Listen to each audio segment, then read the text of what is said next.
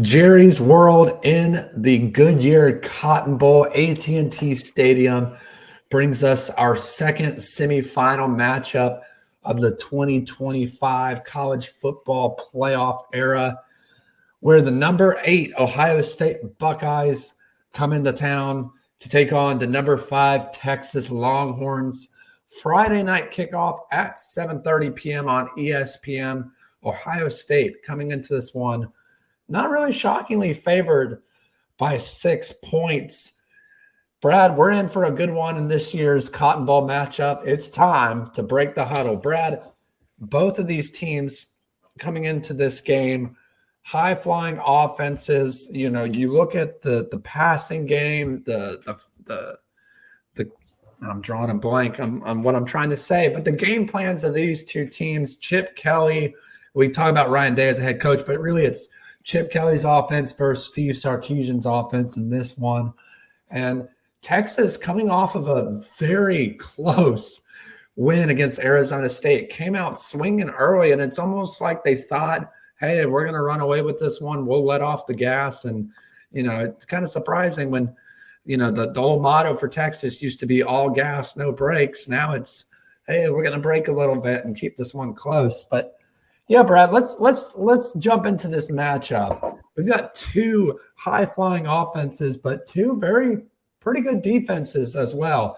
Let's start off with the Ohio State Buckeyes, 12-2. And look, this team is as hot as ever. No one's doubting that at all. Let's start off with their quarterback, Will Howard, because I think he's played a prominent role in this year's run of success for this Ohio State Buckeyes. What are your takeaways first off of Will Howard at the beginning of this year versus where he is coming into the semifinals, and what does he bring coming into this game in the Cotton Bowl? Absolutely. So I want to first off say, I'm here to eat a little crow. I've been, critical of Will Howard. He was shaky at the beginning of the year. Had a really, really bad mental mistake, obviously, against Oregon, where he slid and they didn't get a chance to kick a field goal. Did not have a very good game against Michigan, but credit to him, he's turned it around. He's playing his best football, and Nate, he's a difference maker right now. I mean, he's just not, he's just not, a game manager. He's making some plays. He's, a threat with his legs. I'm impressed. I mean, I really, really am. He's playing really good football right now. I will say he's got the most his receiving core is unbelievable. Yeah. It's anything it's nothing like he had at Kansas State, but Will Howard has made me a believer. I'm curious to see, look, he's going up against a very, very good Texas defense. We're going to get more of that, but like I said, I'm eating crow on this one. Will Howard has turned it around. He's playing his best football. He saved it when he's needed to. Yeah, Brad, and I think that sums it up pretty good for Will Howard. I mean, this is a guy that we saw at Kansas State get benched for Avery Johnson. Then he transfers to Ohio State, and everyone's wondering why in the world did Ohio State want this guy? Not to take away from his big physical presence on the field. He's a big kid, 6'6", I believe, 240-plus pounds. I mean, he's just a physical guy. We talk about Riley Leonard and his ability to put his head down and draw contact. This is the same type of guy. He's not afraid to take a hit. And I'll eat crow too. I said last week that these last couple of playoff games that he's played is some of the best football I've ever seen from him, even dating back to his Kansas State days. And I think that's an interesting point in this matchup too, Brad, is this is a Texas team that's very familiar with Will Howard. Very familiar with him. They played against him twice under Steve Sarkisian when he was at Kansas State. You got to wonder, I get it. It's a totally different offense with completely different weapons on the outside, but this Texas defense knows his tendencies. They know what he's like on and off the field.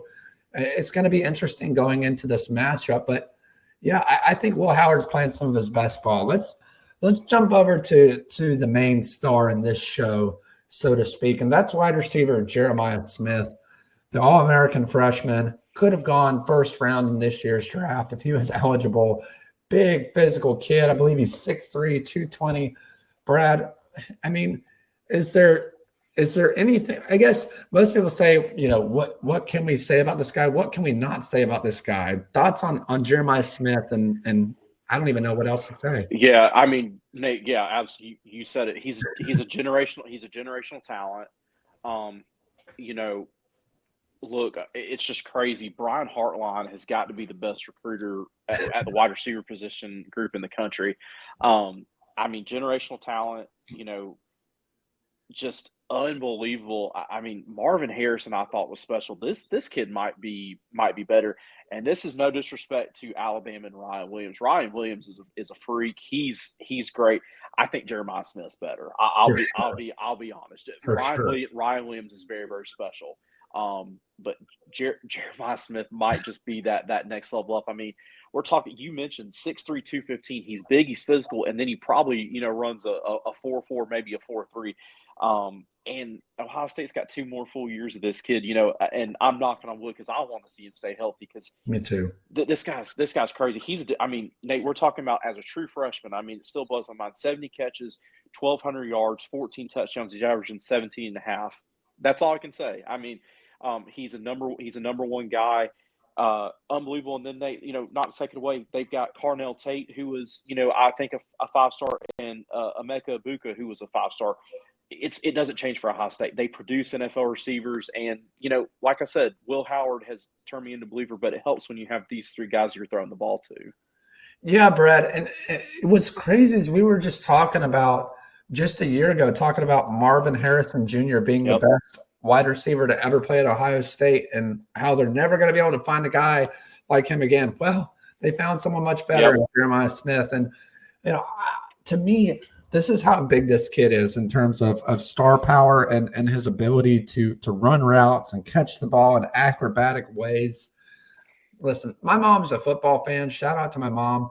Okay, we were sitting down watching these games this past weekend, and even she asked me, she goes, "Who's covering this guy next week for Texas?" Because I feel bad for him.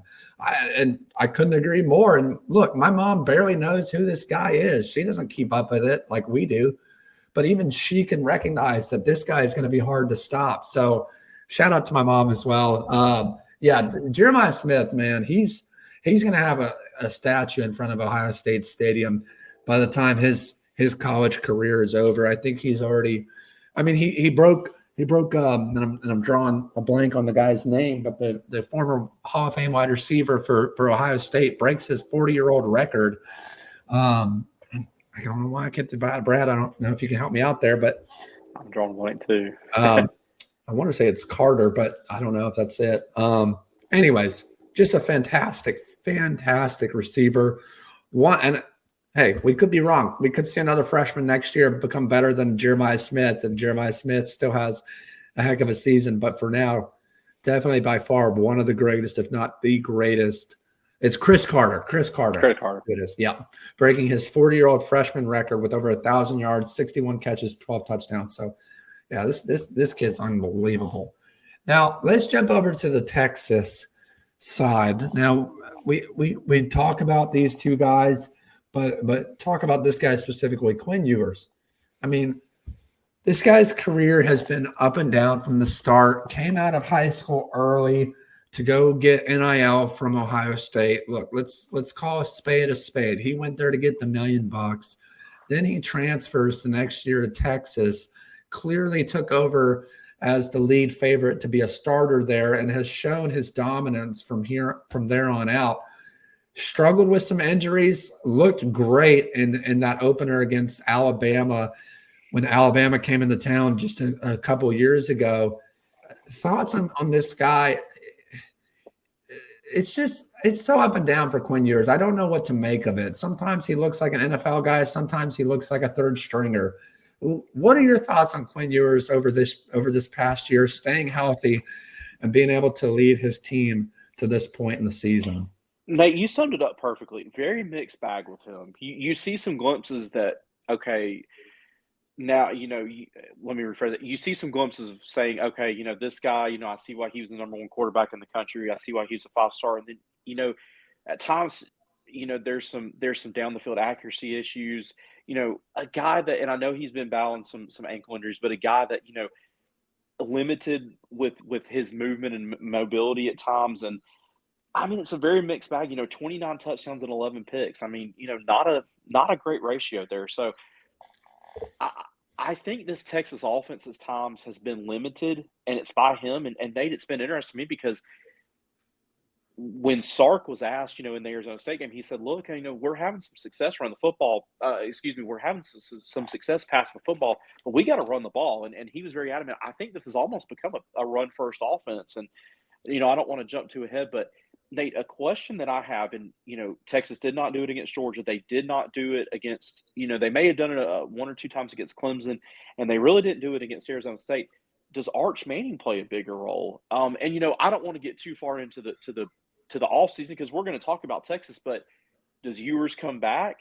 Does he transfer somewhere? And I'm not trying to get into that, but it's an interesting discussion, and that all boils down to I don't think he's quite lived up to his billing, just to be honest with you. I really don't. I think he's a good kid. I think he does things the right way, but him being a five-star quarterback, I don't know that he's lived up to it consistently. Yeah, Brad. And, to answer your question, yes, I think Arch Manning does play a significant role in this game. I think you're going to have to. This is such a different defense than what you've faced in the past. And I think you're going to have to mix it up. And I'll be honest with you, I think Steve Sarkisian was waiting for a game like this to bring in Arch Manning. I think he's hesitant because, to be honest with you, for your first question about Quinn Ewers, is he coming back? I don't think he does. I think he either transfers or he goes to the NFL because Arch Manning is the next guy. And I think Steve Sarkisian is a little hesitant to play Arch Manning because, for one, he doesn't want to reveal too much. And two, he doesn't want to put his future quarterback in jeopardy unless he absolutely has to, right? When Quinn Ewers has gone down, Arch Manning has stepped up and proven himself. He's played great, minus the game in Austin, Texas versus Georgia, which that one was such a weird game to begin with, taking Quinn out and then putting him back in. That's neither here nor there.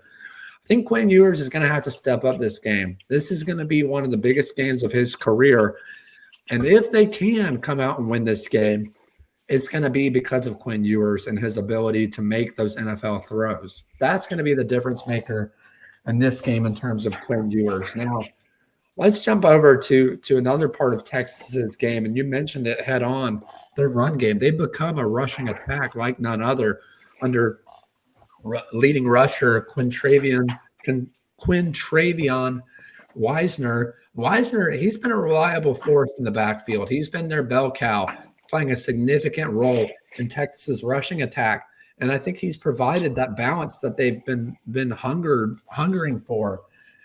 What are your thoughts on Wisner? And, obviously Texas has been banged up with their rushing attack early on in the season. They lose a couple of rushing guys. What's your take on Wisner and this rushing attack heading in against Ohio State? Well, Nate, the first time, and I know it was so late in the year, but really when I got a glimpse of this guy was against A&M. I mean, he rushed for 186 yards against A&M, and I realized that he had, success before that. But he really has. I mean, you mentioned a bell cow, but you look in the game since then, they really didn't get him going against Georgia. He had a really, really, really good game against Clemson, as did the backup Jaden Blue. But, Nate, one of the big things that stood out to me, one of the reasons that Arizona State was able to get back into that game, they were down 24-8, I believe. One of the reasons it went to double overtime and Arizona State was able to get back in that game, Texas was not able to consistently run the ball. And you're thinking, okay, this is an SEC team going against a Big 12 school. We're going to be bigger up front. We're going to push them around. Nate, Texas ran the ball for 53 yards on 30 carries. They had a long of 7 yards. If Texas is going to have a chance, it's going to have to be on the back of Wisner. Jaden Blue is going to have to play a part of that as well. But they've got to get – Nate, in my mind, they've got to get this guy 25-plus carries. I mean, he's shown he can do it, but they're going to have to rely on him, and then that's where Quinn Ewers comes with the RPO game, with the play action. But Wisner's going to have to be the face and the star of this offense for Texas to have a chance Friday night. Yeah, I'm looking at the previous games here, and I'm looking at Arizona State and Clemson. That's the most shocking stat of them all. He rushed for 110 yards against Clemson in what we thought would be a very dominant defensive front. And then you look at Arizona State, and he had 0 touchdowns. He had 2 touchdowns against Clemson, only 45 yards against Arizona State. That's shocking to me, Brad. Yep. That's weird. And I don't know why that is. I don't know if that offensive line, which is kind of taking it easy. This is an offensive line. You know, you look at a guy like Banks. I think he plays the left tackle. Left tackle. Mm-hmm. He's been banged up. I mean, Yep. And then Goosby's had to come in to bolster that offensive line. If Banks goes down again, he's hit or miss. He could easily get injured in this game as well. I wonder what's going to happen with that offensive front. That's going to play a huge role both with Quinn Ewers and this rushing attack.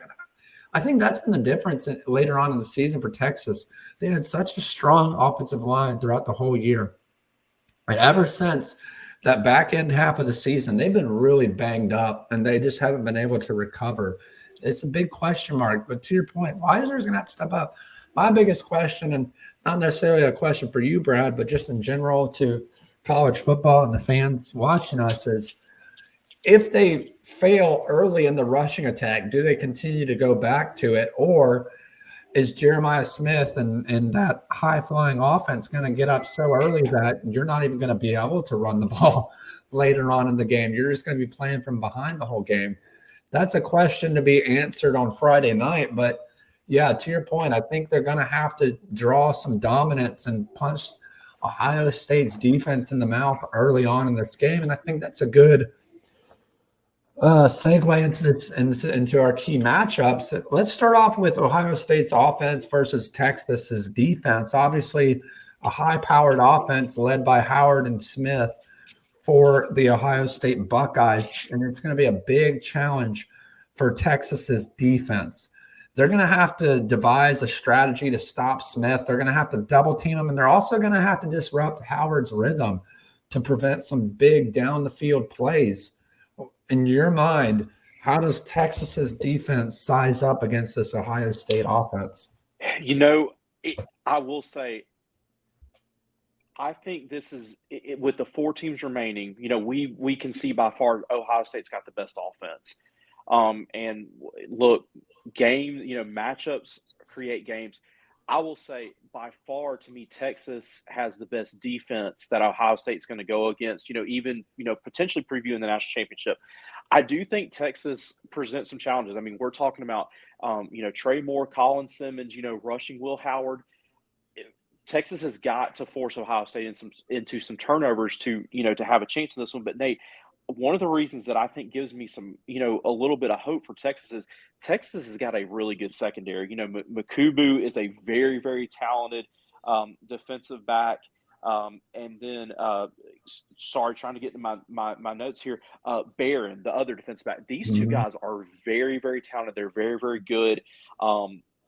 Nate, one thing that stood out to me, I know in the middle of that Ohio State game, it flashed up there, the average size of Ohio State's receivers versus Oregon's defensive back in the Rose Bowl. I might have been focusing on, but in the Rose Bowl, Ohio State had quite a big size advantage. I mean, Jeremiah Smith, like we said, is 6'3", and those other guys have got some good size. But I think with that, Texas matches up well secondary-wise. And I'm not saying they have just an absolute shutdown corner, but I do think Barron and Makubu and the rest of their defensive backs, I think they present some challenges. And like I said, if Texas and that defensive staff, if they're able to turn Simmons and Burke and sorry, but I'm losing my train of thought here. If they're able to turn those defensive ends loose and put some pressure on Will Howard, could force him into some mistakes. This Texas defensive back, this Texas secondary is good.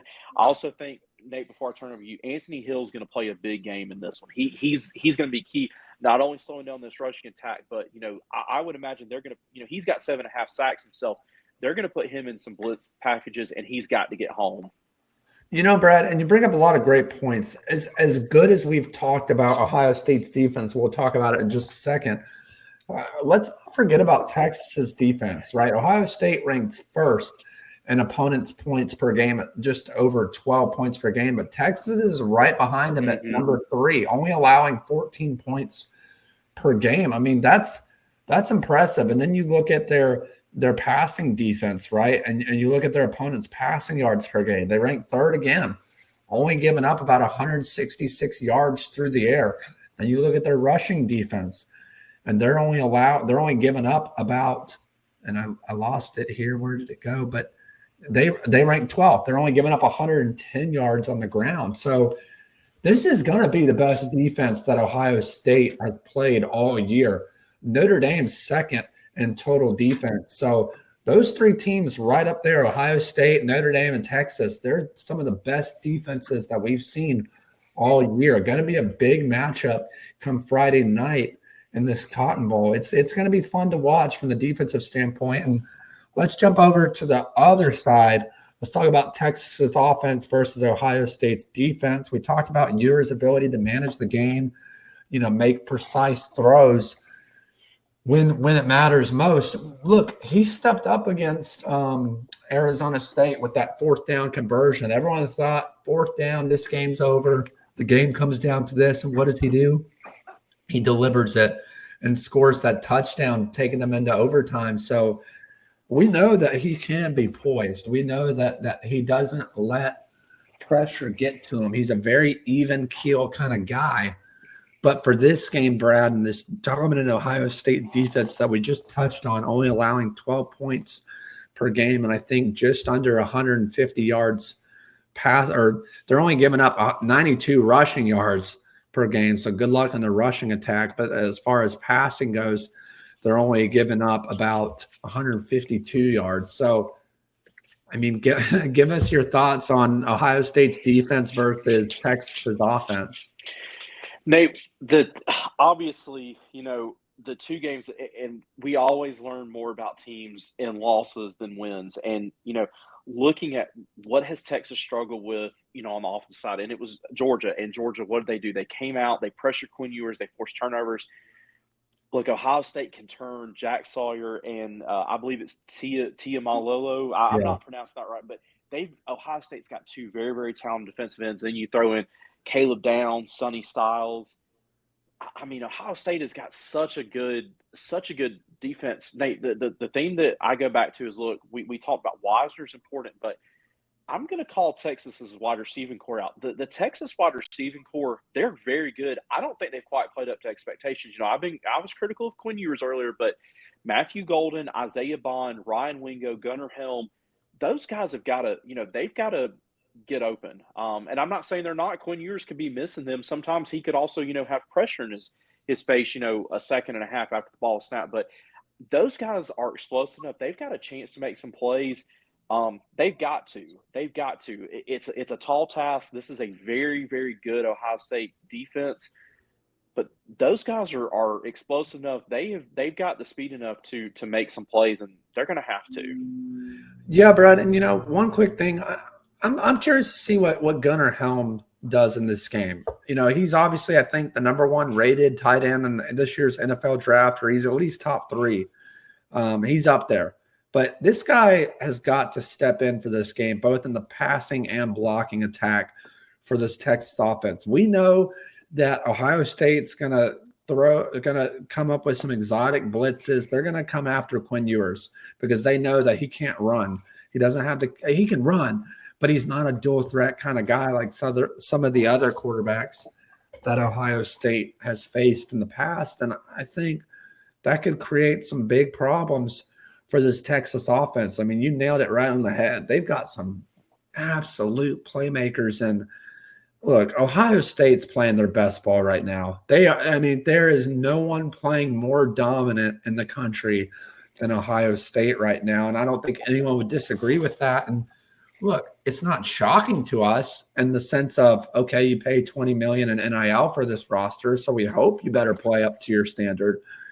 But all year we were asking each other on and off the air, who's the most dominant team in college football? We didn't know. There was no one that kind of put themselves above everyone else. And now here we are. Ohio State comes into the Goodyear Cotton Bowl in my opinion, favored as probably one of the hottest teams in all of college football right now. So with that being said, Brad, we talked about our preview. We talked about the playmakers, the matchups in this game. Ohio State favored by 6 coming into this year's Goodyear Cotton Bowl. Who wins between Ohio State and Texas? So this is my prediction. Like I said, I may be way off in this one, but this is how I see this game going. I think you're going to see Texas. Sark's always going to be aggressive, but I think he also realizes that he has got to, help his defense out a little bit. They've got a great defense, not taking that away, but I think he realized that if they can control the ball, if they can protect Ewers a little bit with that running game, and they're going to be, I imagine, heavy RPO to get those linebackers and defensive backs into conflict. I think it's going to be heavy RPO, try to get the run game going. Texas is going to do its best to keep Ohio State off the field. I think they'll have some success with that, but ultimately, I think Jeremiah Smith, turns into another probably legendary performance. I think Will Howard makes some plays. Nate, we didn't talk about these two guys. I'm not going to spend time on them, but Travion Henderson and Quinshon Judkins, they are an unbelievable 1-2 punch. Ultimately, I just think that Ohio State has too much firepower on offense. If Ohio State gets up and Texas is forced to throw the ball, Ewers is going to throw a couple of picks. I ultimately see how this game goes. And no disrespect to the Texas fans, but I think Ohio State wins this game by double digits. I really do. They're the best team in the country right now. They're playing hot, and they've got the best player in the country in Jeremiah Smith, and I'm taking the Buckeyes in this one. Yeah, Brad, this one's pretty easy for me as well. Look, I grew up a Texas fan. I have loved seeing where Texas has come from. And I said it in the last episode. I'll say it again. I don't think anyone understands the turmoil that this Texas Longhorns program was in starting in 2011 all the way up until a couple years ago. Everyone remembers the dominance of Texas with Vince Young and Colt McCoy and all that. That's great.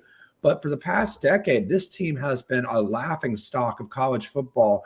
And everyone was wondering when Texas will come back to the presence of being a great football program again. Here they stand in the semifinal. They made it in the playoffs last year as well to the semifinal. Can they get over the hump this year? I don't think they can. I think Ohio State is just too physical at the point of attack. And look, I mentioned Ohio State being a hot, heavy team right now. And this is a team that went from playing with we have everything to lose to, hey, we got everything to win in front of us. And I think that confidence has come about because of Will Howard. After that Michigan loss, everything turned.